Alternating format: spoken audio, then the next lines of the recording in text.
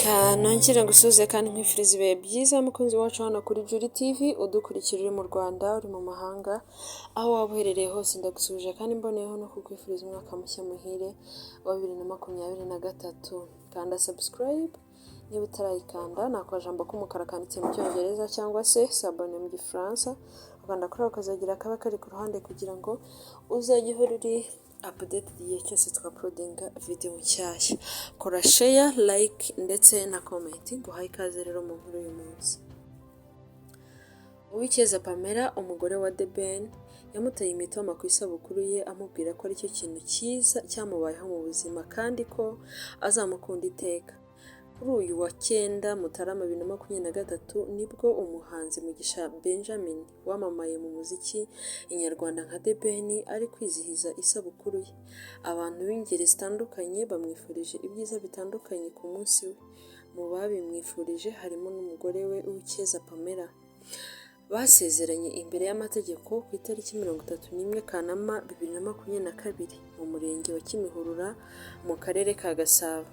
Abinyujije ku rukuta rwe rwa Instagram yashyizeho amashusho yabo bombi aherekesha amagambo amubwira ko ari uw'agaciro kandi ko azamukunda kugeza ku mpera z'ibihe.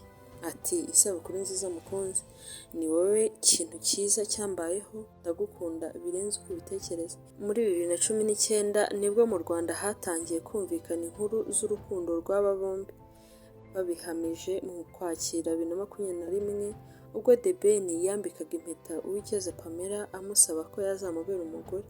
Baza kubishimangira ku wa 31 Kanama 2022 basezerana imbere y'amategeko. Imyaka 13 amaze mu muziki, umuhanzi Mugisha Benjamin uzwi nka The Ben ntiyigeze yumvikana kenshi mu nkuru z'urukundo. Gusa hari abakobwa b'ikimero batandukanye bagiye bavugwa mu rukundo nawe akabyemeza ibindi akabihakana.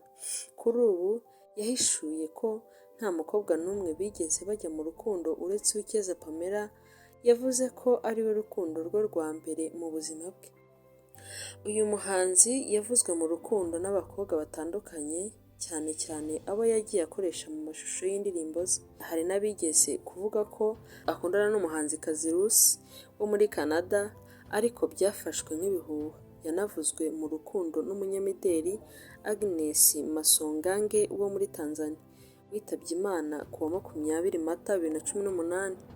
Mu butumwa yahaye abakunzi be bamukurikira kuri page ye ya Facebook, umuhanzi The Ben yabajije abakunzi b'impamvu bamukunda maze abasezeranya ko agiye kugerageza gusubiza ibibazo byabo agira ati ni iyihe mpamvu ukunda Tiger? Uyu munsi ndagerageza gusubiza ibibazo byanyu. Ni ibitekerezo by'abantu benshi bagiye bamwandikira bamubwira ko bamukunda ndetse bamukundira ijwi rye n'ubwiza bwe cyane kuko ibitekerezo byose hamwe byarengaga 700. Hari uwitwa Mbwira Rwanda wamubajije agendeye mu buzima bwe busanzwe maze amubaza abakobwa yaterese, umubare wabo ndetse n'abo bagiye mu rukundo uko bangana mbere y'uko akundana na Miss Pamela. Yagize ati ni abakobwa bangahe waterese mbere y'uko ushaka Miss Pamela? Ni abakobwa bangahe mwakundanye ex mu buzima bwawe? Mbwira Rwanda kandi yahise ambwira n'impamvu amukunda agira ati ndagukunda kubera ko ufite impano, uri mwiza ndetse ufite n'ikinyabupfura. Muri Mata 2018 mu kiganiro Samedi Détente cya Radio Rwanda, The Ben yabajijwe niba afite umukunzi avuga ko ntacyo abura ariko ko hari ibyo ashyira imbere. Yavuze ko nk'undi musore wese ari ugushaka amafaranga, kubaka, kwiga n'ibindi. Uyu muhanzi muri iki gihe uri muri Zanzibar agira ati oya, niyo naba mufite ntabwo nabivuga, ntawe mfite. Nta kiba ariko uba ureba icyo ugomba gushyira imbere. Kimwe n'undi musore wese aba ari ugushaka amafaranga, kubaka, kwiga n'ibindi ku buryo n'uwo wazazana wamwubahisha. Ntawamenya bizaba mu myaka iri imbere, amahitamo siyo yabaye ikibazo. Icya mbere The Ben yahakanye ko yabyaranye n'umukobwa witwa Meddy muri Mutarama 2015. The Ben yatangaje ko ari ari mu rukundo n'umukobwa witwa Meddy ubu aba muri Amerika, ariko yamaganaga amakuru yari amaze iminsi ahwihwiswa ko yaba yarateye umukobwa inda ndetse bakaba barabyaranye imfura ye. Icyo gihe The Ben yabwiye Inyarwanda ko uyu Meddy ari umunyarwandakazi uba muri Amerika utarakunze kuba mu Rwanda. Anahakana ko abana mu nzu imwe n'uyu mukobwa. Inkuru y'urukundo rwe n'uyu mukobwa ntawuzi irengero ryaryo. Icyabayeho ni uko The Ben yabihakanye ndetse n'uyu mukobwa ntacyo yigeze atangaza. Icya kabiri, The Ben yemeje ko yakunzwe n'umukobwa ariko aramwirengagiza. Ku wa 3 Kamena 2015, The Ben wari umaze igihe akorera umuziki we muri Leta Zunze Ubumwe za Amerika yasohoye amashusho y'indirimbo ye yise Ko Nahindutse, ifite iminota 4 n'amasegonda 55. Ni imwe mu ndirimbo zumvikanishije uburyo uyu muhanzi yayihanze imuvuye ku mutima. Aririmba mu ishusho y'umusore wicuza abwira umukobwa ko ibyiza bye yabibonye agiye. Hari nk'aho aririmba agira ati ndabizi ko bikugoye kubona ko nahindutse, nca inkoni zamba, burya iby'agaciro ubimenya bigiye, narahindutse. Iyi ndirimbo ikimara gusohoka yakurikiwe n'inkuru nyinshi mu itangazamakuru zavugaga ko uyu muhanzi yaririmbye inkuru mpamo y'urukundo rwe n'umukobwa wamukunze hagati y'umwaka wa 2008 na 2009 ubwo uyu muhanzi yari akiba mu Rwanda.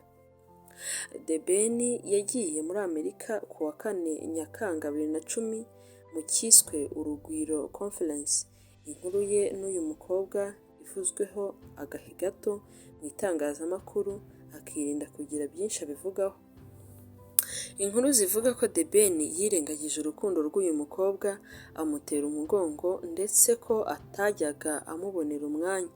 No mu ndirimbo ye Ko Yahindutse aririmba avuga ko wari urukundo nagabiwe ndinanirwa. Abwira umukobwa ko yamaze kumenya agaciro ke mu buzima bwe, akamwingingira kubona ko yahindutse. Uyu mukobwa yaje kujya kwiga mu Bushinwa, naho The Ben ajya gukomeza igice kinini cy'ubuzima bwe muri Amerika. Ku wa 15 Kamena 2015, The Ben yemereye igihe ko hari umukobwa wamukunze mu buryo bukomeye ariko aramwirengagiza. Ati ni ibintu byambayeho ariko bigaruka cyane mu buzima busanzwe ahantu bacamo bwa buri munsi. Hari umuntu wanyeretse urukundo rukomeye ndamwirengagiza, nyamara mukunda. Gusa nabisobanukiwe amazi yararenze inkombe. The Ben yavuze ko yakoze iyi ndirimbo mu rwego rwo gusangiza abandi ibyamubayeho no kumvikanisha ko yamenye icyo gukunda ari cyo. Ati kubera iyo mpamvu nize ko gukunda nyako ari uguha agaciro ugukunda n'urukundo aguha kandi nawe ukamukunda. Ni ibintu byabaye kera nkiri mu Rwanda, kuva icyo gihe nibwo iki gitekerezo ngishyize hanze mu ndirimbo. Iby'urukundo rwe n'uwo mukobwa yifashishije muri Naremeye ku wa 8 Kamena 2019, The Ben yasohoye amashusho y'indirimbo yise Naremeye. Bivugwa ko umukobwa ugaragaramo muri iyo ndirimbo ari mu munyenga w'urukundo. Abavugaga ibi bashingiraga ku buryo bose bitwaye mu mashusho y'iyi ndirimbo ifite iminota hagati y'4 n'amasegonda 3. Benshi mu bakoresha imbuga nkoranyambaga bavugaga ko ibi banashingiraga ku magambo uyu muhanzi yaririmbye muri iyi ndirimbo ashimangiza umukunzi we, avuga ko yemeye nta kindi yarenzaho. Muri Kanama 2019, The Ben yabwiye Inyarwanda ko ibyavugwaga atari ukuri, ko uyu mukobwa ari inshuti isanzwe yifashishije muri iyi ndirimbo bigatuma abantu babihuza n'urukundo. Uyu muhanzi yavuze ko igihe nikigera azerekana uwo umutima we wifuza, kandi ko atari wa muntu wizerera ku mbuga nkoranyambaga n'urukundo. We avuga ko urukundo rukwiye kuba hagati y'abantu babiri bamara gushimana bakabyereka umuryango, inshuti ndetse n'abavandimwe. Yagize ati ndi umuntu utizerera ku mbuga nkoranyambaga n'urukundo, ni ibintu bihabanye kandi bikwiye kuba mambata. Urukundo rugomba kuba hagati y'abantu babiri bagakundana, igihe cyagera bakabwira ababyeyi nyuma bakabona kubitangaza abantu bose bakabimenya. Indirimbo ye Naremeye yatumye benshi bakeka ko ari mu rukundo n'uyu mukobwa ubarizwa muri Leta Zunze Ubumwe za Amerika, imaze kurebwa n'abantu barenga miliyoni 2 ku rubuga rwa YouTube, iherekejwe n'ibitekerezo birenga 700. The Ben yahakanye ko ari mu rukundo n'umukobwa yakoresheje mu ndirimbo Vazi. Ku wa 15 Nzeri 2019 nibwo The Ben yasohoye amashusho y'indirimbo Vazi y'iminota 4 n'amasegonda 9, imaze kurebwa n'abantu barenga miliyoni 3 kuri YouTube. Mu mashusho y'indirimbo yifashishijemo umunyafurikakazi uba muri Amerika byavuzwe ko bakundana. Icyo gihe The Ben yabwiye Kigali Today ko uyu mukobwa w'umunyamideli yamwifashishije kuko yanagaragaye mu mashusho y'izindi z'abahanzi barimo Eddy Kenzo n'abandi bo muri Kenya. Yagize ati umukobwa twakoranye ntabwo ari umukunzi wanjye, ni umukobwa ukora ibintu by'amashusho mu buryo bw'akazi, navuga ko ari umukobwa w'umunyamwuga, twahuriye mu kazi, ntabwo ari umukobwa dukundana. Vazi ni imwe mu ndirimbo za The Ben ziganjemo amagambo y'urukundo, yayiririmbye mu ndimi z'Igifaransa n'Ikinyarwanda ndetse n'Icyongereza. Amashusho yayo yafashwe na Lick Lick ndetse na Cedro. The Ben yavuze ku mubano we n'umunyamideli Zari The Boss Lady.